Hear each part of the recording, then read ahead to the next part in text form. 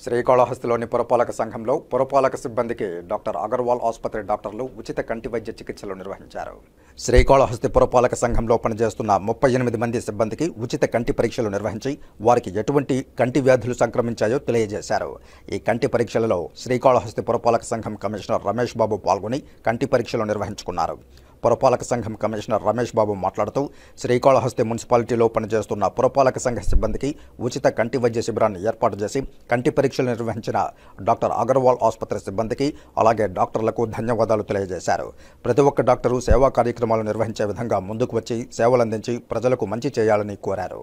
ప్రకృతి సిద్ధంగా ఉన్న వాగుల్ని వంకల్ని కూడా ఆక్రమించి కొండ చర్యలను కూడా ఆక్రమించిన దానివల్ల కొండ చర్యలు విరిగిపడి ఎంత విపత్తు సంభవించింది, కొన్ని ఊళ్ళే కొట్టుకుపోవడం జరిగింది. కాబట్టి ఇవన్నీ కూడా దృష్టిలో ఉంచుకొని మనం పర్యావరణానికి అనుకూలమైన నిర్ణయాలు తీసుకొని మట్టి వినాయకుల్ని మాత్రమే వాడి పర్యావరణాన్ని కాపాడుకునే దానికి మీరు అందరూ కూడా సహకరించవలసిందిగా కోరుతున్నాను.